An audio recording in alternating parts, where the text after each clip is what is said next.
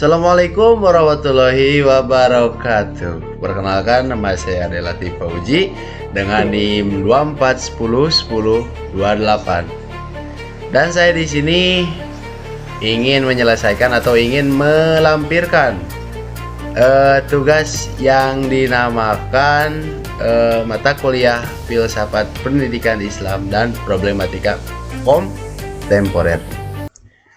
Oke, sebelumnya kawan-kawan, di zaman sekarang kita hidup di dunia yang makin canggih, makin maju, tapi juga makin bikin banyak orang yang kehilangan arah. Orang sekolah tinggi, gelarnya banyak, teknologinya luar biasa, tapi banyak yang ngerasa hidupnya kosong dan gak tahu arah tujuannya kemana. Gak tahu cara memakai pendidikan ataupun sistem yang dipelajari oleh dirinya sendiri.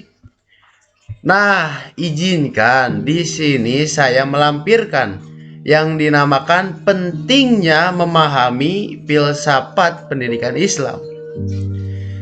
Karena pendidikan Islam itu gak cuma ngajarin ilmu, tapi pendidikan Islam juga di sini mengajarkan yang benar-benar menjadi manusia yang memanusiakan manusia.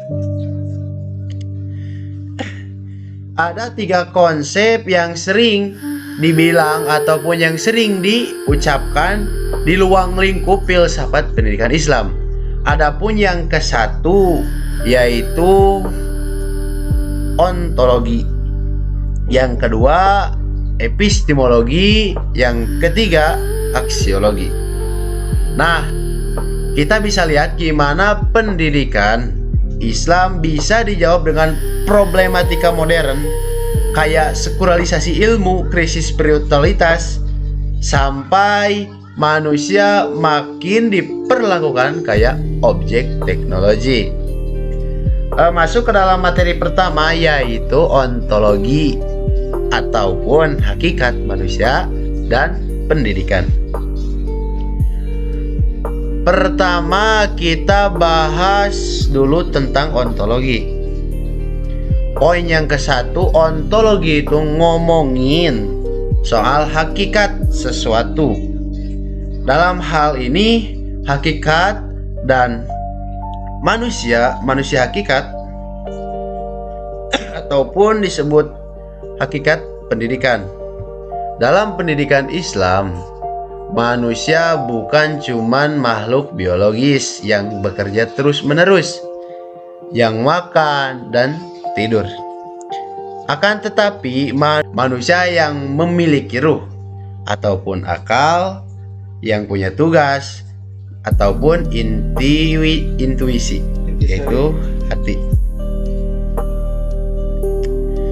Dengan diutusnya manusia ke dunia bukan lain yaitu ada 2 kategori. Adapun yang hamba Allah atau khalifah di bumi, ataupun artinya pendidikan Islam harus mengembangkan manusia secara utuh, maupun dari jasad, dari pikirannya, dari hatinya, ataupun dari akhlaknya.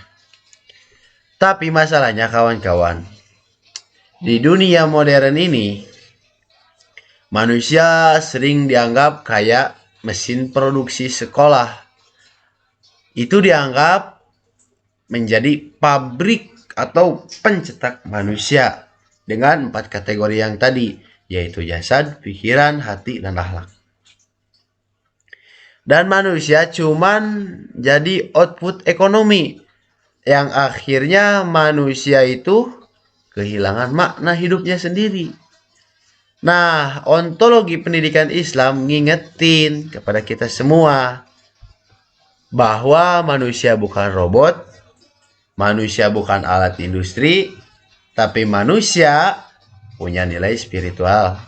Yang ini menjadi penting banget di zaman sekarang, di mana manusia sering dikerdilkan jadi angka ataupun data, dan produktivitas. Itu sekilas tentang ontologis. Yang poin ke-1, kita maju ke step menjadi poin kedua. Dalam kategori epistemologi, dari mana ilmu kita berasal? Sekarang masuk ke epistemologi, yaitu tentang gimana cara dapat ilmu dalam sudut pandang Islam. Sumber ilmu itu gak tunggal. Adapun 3 kategori dalam sumber ilmu. Yang ke-1 yaitu wahyu, yaitu Al-Quran dan Al-Hadis. Yang kedua itu akal, lewat proses berpikir, analisis, dan lewat penelitian. Yang ketiga itu pengalaman atau intuisi, lewat perjalanan hidup dan hati yang bersih. Itu 3 kategori yang dapat kita olah menjadi ilmu. Akan tetapi di zaman modern, ilmu yang dianggap valid cuman 1. Ilmu yang berbasis eksperimen. Akhirnya ilmu agama dianggap kurang penting, nilai moral dikesampingkan, dan semua hal diukur lewat data. Inilah yang disebut dengan sekularilisasi ilmu. Ilmu dipisahkan dari Tuhan, efeknya banyak orang makin pintar, tetapi makin gak punya arah hidup. Maka dari itu ilmu dipakai buat hal-hal yang merusak, bukan untuk membangun. Itu yang ada di zaman modernisasi sekarang. Padahal dalam Islam, ilmu dipakai buat hal-hal yang astagfirullah, potong ini teh. Padahal dalam Islam, ilmu harus diseimbang dengan logika jalan, tapi ruh tetap hidup. Adapun yang bilang filsuf, yaitu Imam Al-Ghazali, pernah bilang gini, ilmu yang gak bikin kamu dekat sama Allah, itu bukanlah ilmu yang manfaat. Epistemologi Islam ngajarin kita ilmu boleh modern, tetapi jangan kehilangan nilai ilahiyah untuk mendekatkan diri kepada Allah yang mengasihkan kita ilmu, yang memberi kita ilmu tentang pemahaman. Kalau kata guru saya itu gini, dalam bahasa Sunda,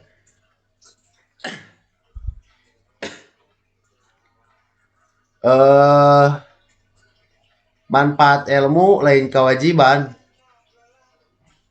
pinter lain kakuduan, tapi anu jadi kewajiban jeung kakuduan urang mah naon? Nyaeta ngaji. Kewajiban kita semua menjadi makhluk ataupun abdullah, hamba Allah, itu sebagai ibadah. Adapun Al-Quran yang menjelaskan tentang, adapun yang bicara astagfirullahaladzim,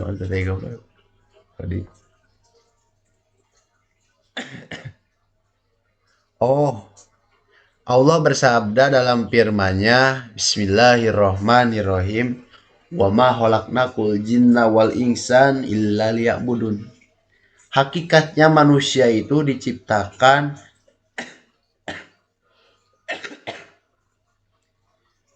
Hakikatnya manusia dan jin itu diciptakan bukan dengan apapun atau enggak dengan tugas apapun, melainkan tugas illa liya'budun, ibadah kepada Allah Subhanahu wa ta'ala. Oke, kita maju ke step yang ketiga, yaitu aksiologi. Buat apa sebenarnya ilmu itu dipakai? Kenapa kita harus cari ilmu? Kenapa kita harus mengembangkan ilmu? Kenapa kita harus memakai ilmu? Aksiologi itu soal tujuan dan manfaatnya ilmu. Kalau dalam pendidikan Islam, tujuan utama ilmu itu ada 3. 1, mendekatkan diri kepada Allah. 2, memperbaiki akhlak. Yang ketiga, memberikan manfaat kepada masyarakat, lingkungan sosial kita. Tapi realita di era modern beda banget kenyataan realitasnya. Banyak orang yang belajar cuman buat cari kerja. Banyak yang orang mencari tapi buat status sosial. Ataupun dikejar materi. Ilmu jadi alat bukan untuk memperbaiki diri. Akibatnya muncul berbagai krisis. Orang pinter tapi gak punya adab. Teknologi maju tapi moral turun. Manusia makin individualisi dan hidup makin hampa. Yang paling serius adalah reduksi manusia menjadi objek teknologi. Manusia sekarang dilihat sebagai data. Data, algoritma, trafik, bukan sebagai martabat. Pendidikan Islam ngingetin kita bahwa tujuan belajar bukan cuman buat sukses di dunia. Kita menggapai tujuan, kita sampai kepada keinginan kita, itu bukan sukses. Tapi kita berhasil yang disebut dengan astagfirullah, salah kata. Pendidikan Islam ngingetin bahwa kita tujuan belajar cuman buat sukses di dunia, tapi membentuk diri jadi manusia yang bijak, bermanfaat, dan dekat dengan Allah. Itu di Islam. Tapi kalau di pendidikan yang lain, ya gitu, buat sukses di dunia, buat ngerti apa yang kita belum pahami. Maju ke step yang keempat, yaitu problematika kontemporer yang dihadapi pendidikan Islam. Di bagian ini kawan-kawan kita lihat beberapa masalah. Beberapa yang menjadi halangan kita. Atau beberapa masalah yang besar yang lagi terjadi di lingkungan kita. Oke, yang ke-1 yaitu sekularisasi ilmu. Ilmu dipisahkan dari Tuhan. Pengetahuan hanya dinilai dari apa yang bisa kita ukur secara sains. Nilai spiritual gak dianggap penting. Itu di dunia sekarang. Adapun krisis spiritualitas ibadah. Hidup makin modern tapi hati makin kosong. Orang kehilangan ketenangan, orang kehilangan makna hidup, orang kehilangan arah.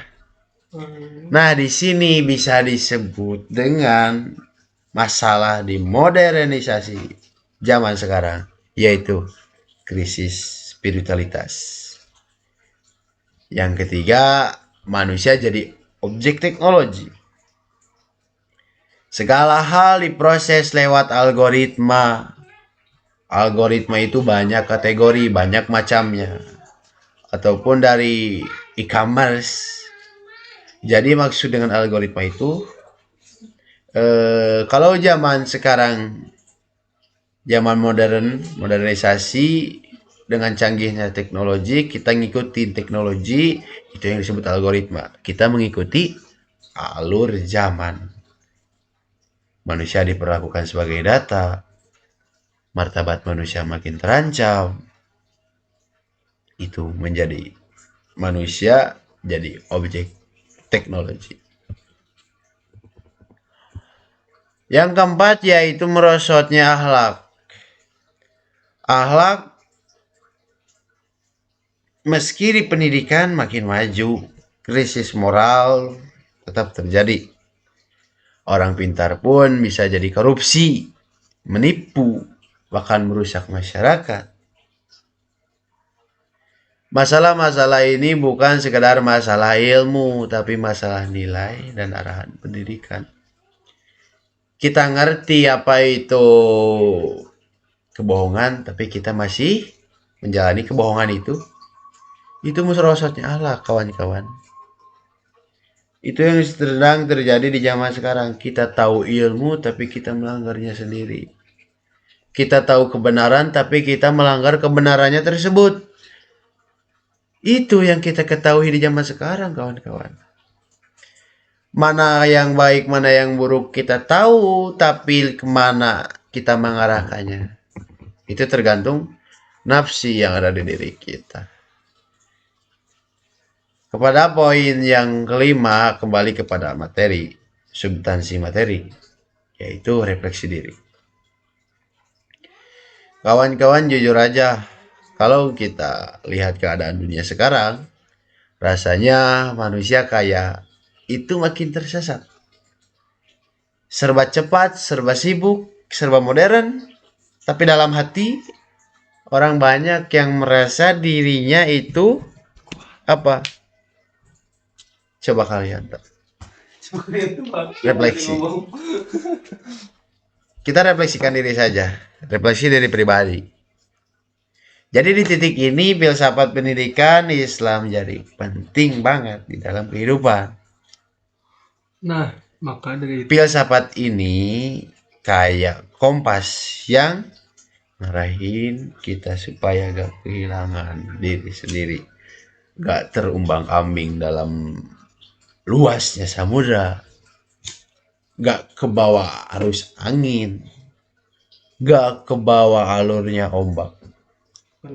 Pendidikan Islam kita ngajarin bahwa belajar itu bukan buat sombong. namun Kita ngerti apa itu ilmu, kita paham bagaimana cara mengaplikasikannya, kita sudah bisa. Nah, dari situ suka muncul rasa sombong bahwa kita itu lebih bisa dari orang lain. Kita itu mampu. Maka rasanya kayak manusia itu makin tersesat. Di situ kita harus merefleksikan diri sendiri. Di titik ini filsafat pendidikan jadi penting banget. Filsafat ini kayak kompas yang ngarahin supaya kita gak kehilangan arah untuk diri kita sendiri. Bukan buat orang lain dulu, namun tetapi buat diri kita sendiri. Nafsu bin nafsi. Yang bisa mengawal nafsu kita yaitu diri kita sendiri. Oke, selama pendidikan masih punya ruh, yaitu disebut dengan ilmu tauhid, manusia bakal tetap punya arah meskipun dunia terus berubah. Adapun yang jadi masalah yaitu nafsu yang ada di diri kita, keinginan kita. Itu yang menjadi refleksi buat diri kita ya. Jadi kawan-kawan, filsafat pendidikan Islam itu memberikan kita sudut pandang yang lengkap tentang manusia, ilmu, dan tujuan hidup. Dengan memahami ontologi, 3 kategori yang tadi, ontologi, epistemologi, dan aksiologi, kita bisa melihat bagaimana pendidikan Islam itu mampu menjawab masalah yang besar di zaman sekarang. Di era zaman globalisasi, modernisasi kita ya, dengan ilmu filsafat pendidikan Islam itu bisa terhambat ataupun kita tahu masalah dan kita tahu kunci dari masalah tersebut. Pendidikan bukan anti modernitas, tapi justru jadi penuntun supaya modernitas gak bikin kita kehilangan arah. Ada yang bilang filsuf dari Yunani kuno, tujuan ilmu adalah memperbaiki akhlak manusia. Ilmu yang tinggi itu adalah adab. Karena Nabi Muhammad SAW pernah bilang, al ilmu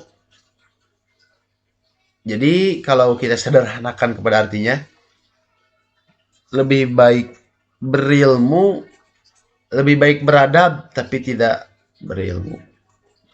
Tapi lebih baik banget malah yang berilmu dan beradab. Ali bin Abi Thalib pernah bilang, harga diri seseorang tergantung sejauh mana dia berilmu. Mulia sadra, ilmu adalah jalan manusia menuju kesempurnaan dirinya. Sekian dari saya, pamit undur diri. Saya adalah Latif Fauzi.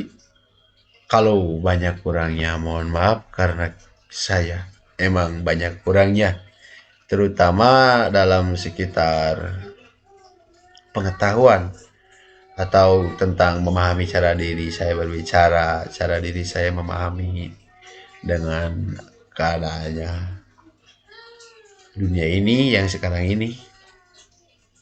Maka dari itu saya mohon maaf untuk minta izin sebesar-besarnya. Mungkin saya bukan makhluk sempurna, tapi saya bisa berubah untuk menjadi yang lebih baik. Taqabbalallahu minkum a'malakum wa kafir anhum sayyi'atihim mubarakan lana walidini kaulinasi ajmain.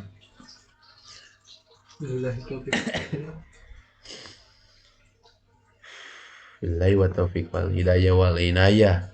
Assalamualaikum warahmatullahi wabarakatuh. Bye bye. Sat. Tik saja men.